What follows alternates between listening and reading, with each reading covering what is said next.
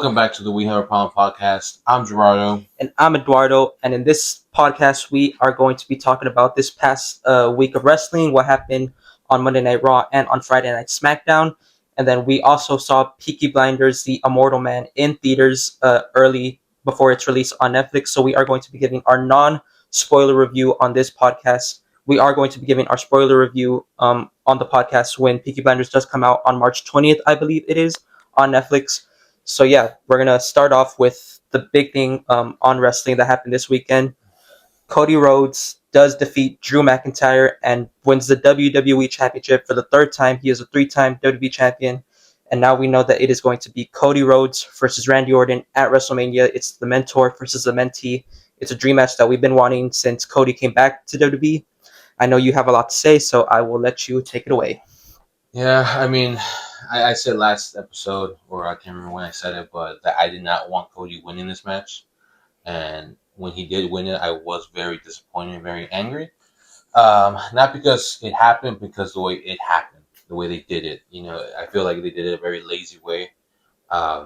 He lost the chamber, and then the very next episode of SmackDown, he gets a title shot. I just don't like the way they did it. They could have done it any other way, and it probably would have been better. I saw someone say on Twitter how Drew McIntyre's title reign was just a here damn title reign. Lasted I think 53 days. I think I saw. I don't even know. So yeah, and again, Cody versus Orton is a good match. It's a dream match. It's a WrestleMania match. But I just hate the way we got here. Um, they gave Drew the title. When did they give it to him? The first SmackDown of the year, I believe. Okay, and he never got his WrestleMania moment. I like him as champ. I like Drew. He's a really good heel. His work on Twitter is really good. It's really funny. So yeah, I'm just very disappointed in how we got here. Like I said before, I don't hate Cody, but when they do stuff like this, it makes it hard for me to cheer on Cody. So yeah, I don't hate them because I'm sure it's gonna be a good match. I'm sure it's gonna be a good storyline.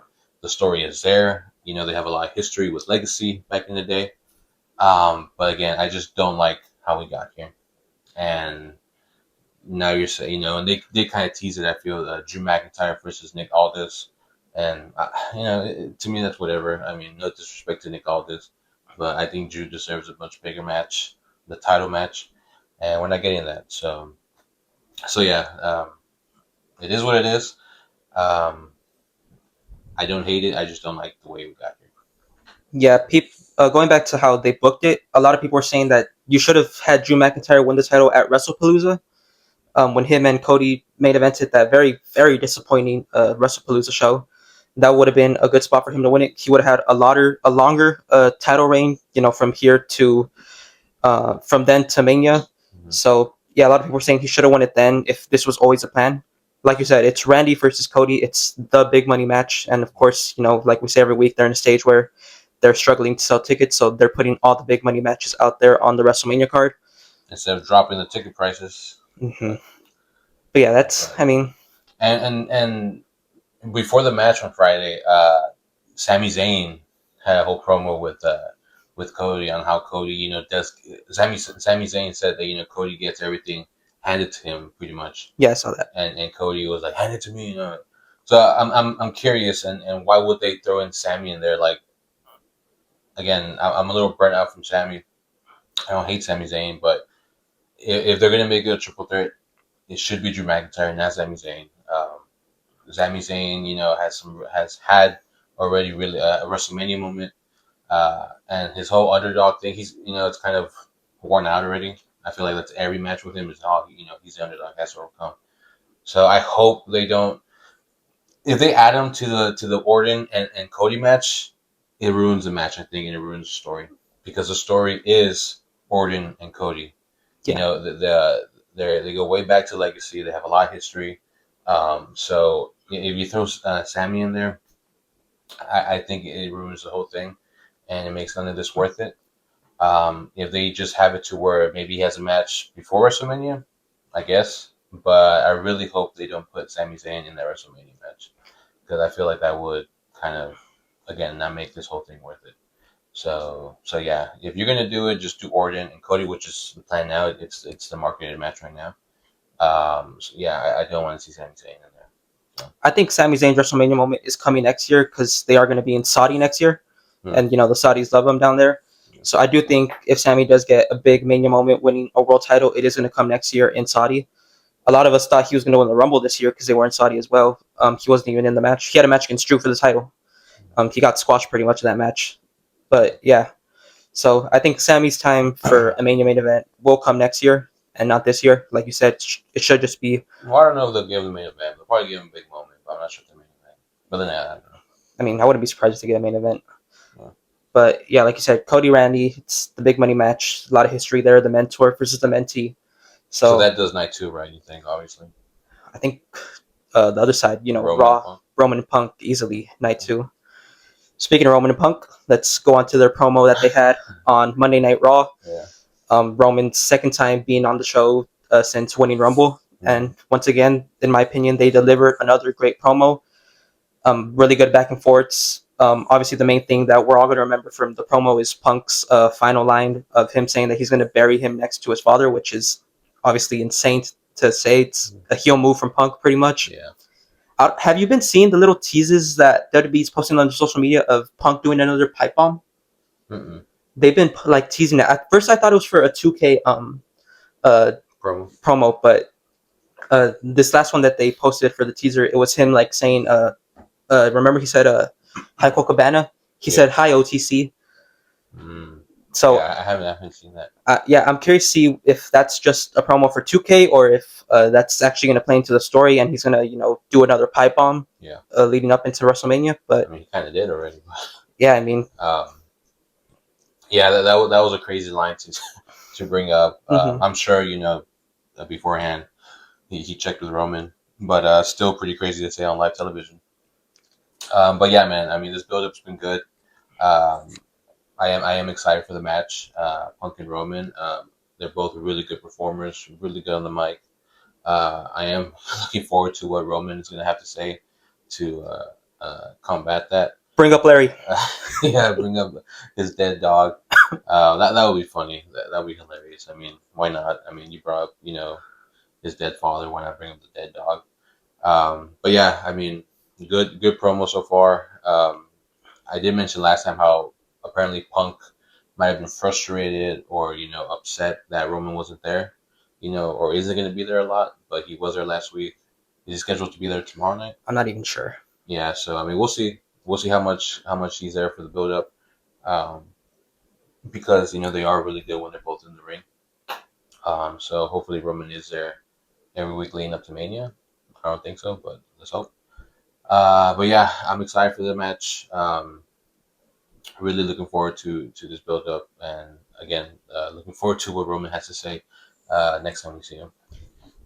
Yeah.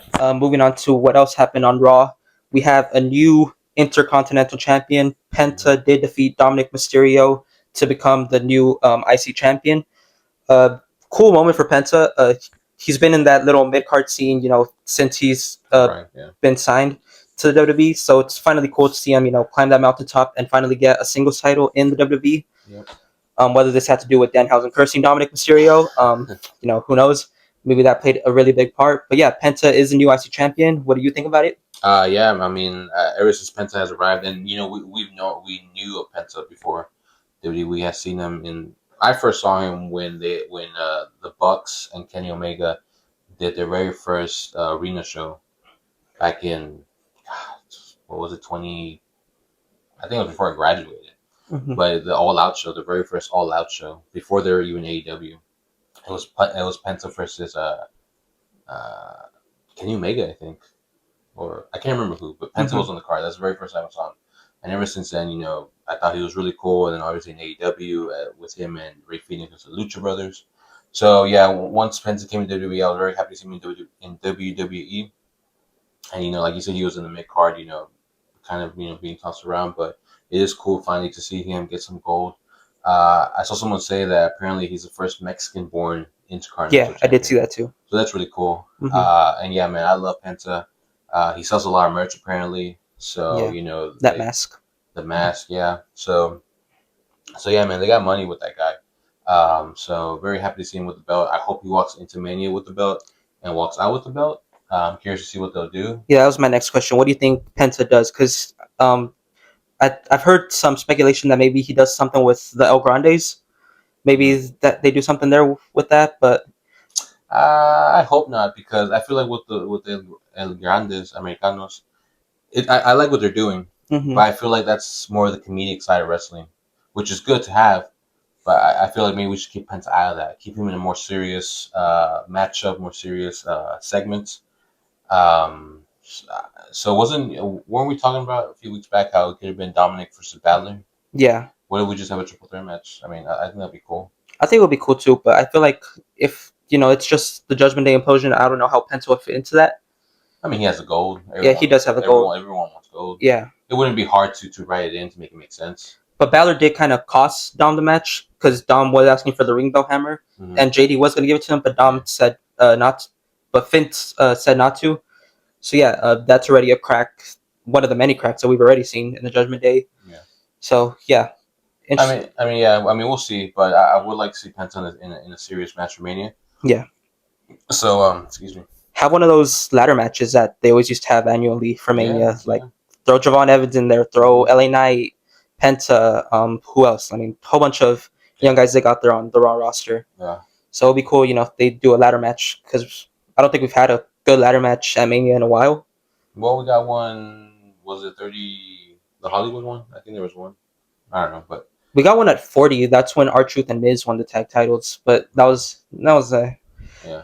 But but I hope Penta does walk into Mania as champion, and hopefully even walks out as champion.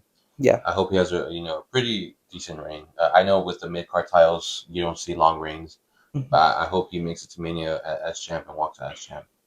So yeah, very cool to see Penta finally get some gold. Yeah. Rhea, Rhea and Jade. Rhea and Jade. I'm a big Rhea guy. I love Rhea Ripley. And I was concerned when I found out that she was going to be wrestling Jade at Mania. Again, on paper, money match. They're both stars. They both look like stars. They both scream WWE woman superstar. We saw their promo on Friday. Very lackluster from both women. Yeah. I feel like that was more Jade because Jade's the one who started it with the whole I was build. Yeah, I was gonna say Jade was kind of like just talking about her muscles, how her arms are bigger and stuff. And then I don't know, maybe just Rhea couldn't really bounce off of that too well. But yeah, first segment not very good. Promo not very well. Again from both ladies. But I mean, we still got a few weeks left to Mania. Yeah, Mania's mid-April this year, I believe, not early April. So hopefully they pick it up. There was rumors how there was some real backstage heat between them. I don't know why. I didn't really bother to look into it. I don't know if you did. No, I didn't. But apparently there was. But apparently they both are, able to work professionally, obviously. But yeah, man, I hope to pick it up because this past SmackDown with their promo was very not very good, not very exciting. And again, the match does worry me a little bit because Jade doesn't have a good history of putting on 5-star matches. So hopefully they find a way to make it work because you don't always have to have a 5-star match to have a good match. Yeah. So you don't have to be technical. You just have to find what works and do it well. So hopefully they're able to do that. So I do have hope. Again, on paper, money match, 5-star match, but we'll see. We'll see. We'll see what happens. We'll see what they bring next Friday, and then we'll see what they bring for Mania. This is one of those weird instances where it feels like the champion is the underdog going into this match because Rhea Ripley, is the big name in this match, and she has the bigger resume, the better resume than Jade. So it feels like she's the not the underdog. What's the opposite of that? Jade? No, Rhea. Oh, Rhea, the A side. I don't know. Yeah, that's what they call it in boxing. Yeah. But yeah, so I hope Rhea wins, but I have a feeling they want to give Jade her Mania moment. Yeah. But we'll see. And Jade's only defended the title like once or twice since winning it from Tiffany at Saturday Night's Main Event. So was that last year or this year? That was like late last year. Yeah. So Jade hasn't been defending it too much. Obviously, it's not her fault; it's the booking's fault. Yeah. But yeah, I still stand by that. Jade, I feel like is gonna pick up the win at Mania and have a big name tattoo her resume. Mm-hmm. So yeah, just looking forward to the rest of the build. Hopefully it picks up, like you said. Mm-hmm. Let's move on to another Raw thing. Brock Lesnar. He showed up a few weeks ago saying that he wants a match for Mania, and he caught out the whole entire Raw locker room. Mm-hmm. Do you have any rumors? Prediction? Do you think what's going to happen on the build up? I mean, obviously the big one is Oba Femi. Yeah, I really hope it's. I mean, yeah, man. I mean, If it's not Oba, it'll be the dumbest decision they made going into this build yeah, up yeah. to I mean, Mania. you're probably right. You're probably right. I mean, Oba. I haven't seen a lot of his matches, but I've seen him, do his entrance and a few of his highlights. I mean, dude's a star and dude's a monster. So having him go up against Lesnar is obviously a really good choice. He has the build, he has the look. So yeah, I mean, it most likely is Obafemi. I mean, I hope it's not LA Knight because that was a rumor, going around before Rumble or after Rumble. I think. yeah, I hope it's not LA Knight. yeah. I mean, obviously LA Knight is a big name. Yeah, no hate to LA Knight, but Yeah, but I feel like if it's LA Knight, he wouldn't go over. yeah, And it was just again like, what are we doing? But then again, what are we gonna do with LA Knight? I mean, throw him in the IC picture. dude's a star, man, and they never gave him that push to be in the main event. I mean, he has been in the main event, but never fully pulled the trigger on him. So, but If anyway, but oh yeah. but anyway, yeah. I mean, I know another Lesnar dream match that we've talked about for maybe over 2 years now Yeah, is Gunther. Gunther. So I mean, Gunther's road to WrestleMania is kind of unclear right now too. yeah, I mean, he retired Cena, he retired Styles, and he's just kind of like going around talking about it and really Yeah, has nothing else. he's doing the whole thing with Dragon Lee right now, which a lot of people are thinking it's going to lead to him, Rey Mysterio, coming out to save Dragon Lee, and maybe Rey Mysterio versus Gunther Don't do it. at Mania, and obviously he retires another legend in Rey Mysterio, which I wouldn't want to happen because I do think the retirement match for Rey is him versus his son Dominic. Yeah. I think that'll be the more beautiful moment. Putting over your son in your retirement match. I feel like it's just better. Yeah. But I mean, yeah, they're doing this whole career killer gimmick with Gunther, and I wouldn't be surprised if they add another name to the career killer. I mean, if you really want to keep Gunther in that same level of like he retired Cena, he retired Styles, and you want to keep him, at that level, you should put him against Brock and have him win. You don't have to retire Brock, but just have him win. Speaking of Brock versus Gunther, I think SummerSlam is in Minnesota this year, and I think that's Brock's like hometown. Right. So I think the rumor is to have Brock retire there, okay. And obviously Gunther being the whole career killer. Yeah. You have Gunther retire Brock at SummerSlam in Brock's hometown. I mean, if the plan is to have Lesnar retire there, then yeah, I think that's what you should do. But if not, I mean, Gunther versus Lesnar at Mania is obviously another big match, big money match. So yeah, but it should be Oba. Yeah. I mean, it should be Oba, and it most likely is Oba. I really hope it is. And I do see Oba winning. Yes. If they plan on, which I think they are, to like they say, strap the rocket around him, have him beat Lesnar at Mania. And you already had Lesnar get his upper hand on Oba at the Rumble. He eliminated Oba from the Rumble. Yeah. And usually when Brock's in the Rumble, it's to set up a Mania match. And he got eliminated by Cody and LA Knight, which didn't really do nothing during the Jey Uso entrance, which was just why? I saw that. So the big thing that he did do in the Rumble was to face off against Oba, and he eliminated Oba. So he already got his upper hand against Oba. I think Oba should not squash Lesnar, but he should have a pretty dominant victory against Lesnar at Mania. They should probably do it to where not the first Goldberg and Lesnar match because that ended like in 2 minutes. Yeah, but the one they had at Mania. It was like maybe 5-7 minutes. Yeah, and it was quick paced and something like that. Yeah, to where maybe Lesnar hits an F5, maybe 2 F5s, but Oba obviously kicks out and beats him in the next few moves. Have Oba kick out of an F5 at 1. Yeah, that'll be crazy. That'd be crazy. Yeah, just strap the rocket to Oba. You have something with Oba. I think he's gonna have an amazing rookie year, like Lesnar did in Lesnar's rookie year in WWE. I could even see him winning a world championship. I could see him winning King of the Ring, because usually King of the Ring gets a title shot at SummerSlam. Okay. I could see him winning King of the Ring and getting the title shot at SummerSlam and winning a world title as early as SummerSlam. So I do think Oba's going to have a very strong rookie year in the WWE on the main roster. He hasn't signed to a brand yet, but I'm assuming once he picks Brock that he'll officially sign with Monday Night Raw. So yeah, just don't make the wrong decision here, Triple H and the creative team. Make it Oba versus Brock at Mania. That's If what you're gonna do one thing right, yeah. do that. You want to sell tickets? That's how you do it. But also bring the prices down. Yeah, do that. But yeah, I mean, as far as wrestling, a few other things happened, but I think those are the big points there. Yeah. Um, Charlotte and Alexa are going to Mania to face the Irresistible Forces, Lash Legend, and Ajax for the women's tag titles. Yep. I'm pretty sure that's not how the match is going to stay. I'm pretty sure the Bellas are going to get involved because we haven't seen the Bellas since the Raw after Rumble. Yeah, they haven't done nothing with Brie and Nikki since Brie came back at the Rumble. And the women's tag team division is just stacked right now. So yeah, throw Bailey and Lyra in there as well. You have a stacked women's tag division. It's the most stacked it's ever been. Yeah. And I think you should really utilize it and put on one of those showcase tag team matches that you do every here and there for the women. And I think you'll have a great match with a whole bunch of the women's tag team division right now. Yeah, for sure. But yeah, I mean, that's pretty much it for the big points on wrestling. We saw probably our movie of the year, and we say that with all seriousness, like no joking. We probably saw the movie of the year for us. We saw Peaky Blinders, The Immortal Man. Let's just do this simultaneously, like together. Score out of 10, because I'm pretty sure we both have the same score.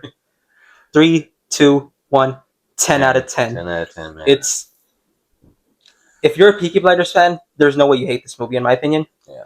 It's not the most perfect movie in the world, but there is no perfect movie. There is no perfect movie, but for what it was, and for what it was to continue the franchise and what they were doing in this movie, I think it was perfect. There was still some like flaws and nitpicks that we have in there. Yeah, I mean, maybe like one or two nitpicks for me, but man, I mean, this movie, man, I mean, I really, really enjoyed it, and we are big fans of the series that came before it. We love Cillian Murphy as Tommy Shelby, and we love all the other characters. So walking into this movie, we had really high expectations, and they were met. They were absolutely met. Again, no movie is perfect. There's little things, but this movie is good. Yeah, this movie is great. It's amazing. I was telling you, I haven't wanted to rewatch a movie this quickly since probably Endgame. Because when Endgame and Infinity War came out, we wanted to watch it again the very next day. That's how I feel right now. We saw it Friday, and it sucks, man, because it's limited release. With these limited releases, they're not in a whole bunch of theaters. And AMC doesn't like to do Netflix releases for some reason, so it sucks. So we had to drive, almost 25-30 minutes, to go watch it. But very well worth it, and I would do it again, and I'm probably going to do it again because I'm telling you, this movie was good, and I'm trying so hard not to spoil anything because at the beginning of the movie, Cillian Murphy tells you not to spoil it. By order of the Peaky Blinders. By order of the Peaky Blinders. I'm like, all right, we can't. So we're trying really hard not to spoil. We're trying to talk about it by not spoiling it. But yeah, I mean, beginning to end, seeing Cillian Murphy back as Tommy Shelby was amazing, and what they did with him in this movie, and what they did with all the characters and the new characters, Yeah. Barry Keoghan added to the cast. Rebecca Ferguson added to the cast. They all had very solid roles. Yeah. And portrayed the characters that they were playing very, very well. Yes. So. Barry Keoghan played Duke.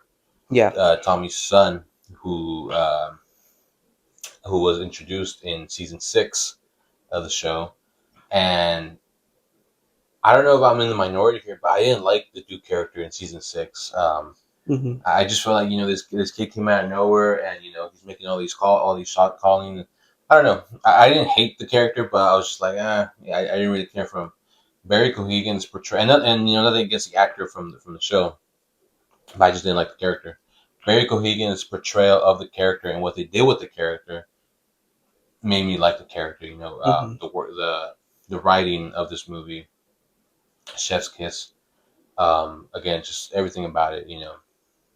I really did like the Duke character, and I'm happy I ended up liking the Duke character because, and this is already out there. So apparently they're making a sequel series to the movie, and I believe that Barry Cohegan is set to return as Duke in the show. So it's going to follow the Peaky Blinders in a post World War II era. So that's already confirmed out there. So it's out there. But yeah, man, I freaking love this movie, bro.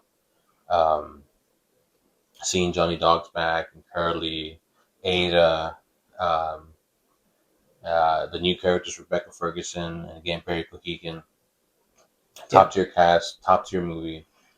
Go watch it if you're a Peaky Blinders fan. Go watch it if you can. In At a theaters. theater, yeah. Yeah. Go watch it if you can at a theater. If not, Just wait for March 20th. it's hard, man, because with the job I have and everything, I wasn't too sure I was gonna be able to catch it in theaters, but I'm glad I did, man, because it's a good movie. And if you can't watch it, it comes out on Netflix the 20th. Yes. So watch it then, like watch it, because again, if you're a Tommy Shelby fan, a Peaky Blinders fan, a Cillian Murphy fan, you have to watch the movie. It is a really, really good movie, and I'm having a really hard time thinking of any movie this year that's gonna beat this movie for me. The only one I can think of is Doomsday, but if Doomsday is nothing but just cameos and action, it's gonna have to be a lot more than that to beat this movie. Because this movie was again 10 out of 10, 10 out of 10. So Yeah, for me, a movie hasn't stuck with me this long, hasn't had me thinking about it this long after I've seen it since probably, like you said, Endgame, No Way Home, Guardians. But yeah, this movie just has me thinking. The more I think about it, the more I like it. I said this before the movie came out, and I'll continue to say it after the movie came out. Tommy Shelby is the greatest written character of all time, in my opinion. It's my letterbox review that I put on there. That's what I put. Tommy Shelby is the greatest written character of all time. Cillian Murphy is just absolutely phenomenal for this character. Coming off of an Oscar win and him doing this movie right after Oppenheimer, I mean, it just shows how well he loves his character and how well it's written and portrayed. So yeah, like you said, it's just a great movie. If you love Peaky Blinders, you're gonna love this movie. mm-hmm. But yeah, go see this movie. It's amazing. And everything about it was great. Cinematography. Cinematography was really good. Whenever they would do the like where they would show their location, which they do in all the movies, but in this one, I don't know, man. It's just something about it. It was shot really well. Um, I think they used like real sets. I'm not sure if they used. I mean, obviously, they must have had some CGI because of explosion and stuff, but it was really well There was shot. one scene where it looked like like it was green screen. Mm-hmm. I don't want to say because I don't want to spoil it, obviously. Yeah. But yeah. Okay. Mm-hmm. But yeah, man. I mean, movie's great. 10 out of 10. Go watch it again if you're a Peaky Blinders fan because the movie is really, really good. It just sucks that Netflix does these limited releases. Um, I hope it does well financially because Yeah. I think all the movies they've done limited releases for just really good. Mm-hmm. Obviously, Stranger Things they just didn't do really well. I think the Knives Out movies have done good for them. So hopefully in the future, they move on to full theatrical release. But I don't think so because the whole issue. I mean, before they were trying to buy was it Paramount or Warner Brothers? Warner Brothers. They had said some stuff, but anyway, yeah, man, love the movie. I'm gonna go watch it again. Um, and it does come out on streaming March 20th on Netflix for everyone to see at home. Mm-hmm. So yeah, that's our non-spoiler review of Peaky Blinders and more, man. Yes. There you have it, guys. You got anything else to say? Mm-mm. We'll see you guys next time in the next video. So Talking about more wrestling. More wrestling. Hopefully more movie stuff. Yeah, we got Daredevil coming out soon. Yeah, Daredevil coming out. Invincible. Episode 2 of Marshals. Marshals comes out. Yeah. So we got plenty to talk about. So we'll see you guys next time. Peace.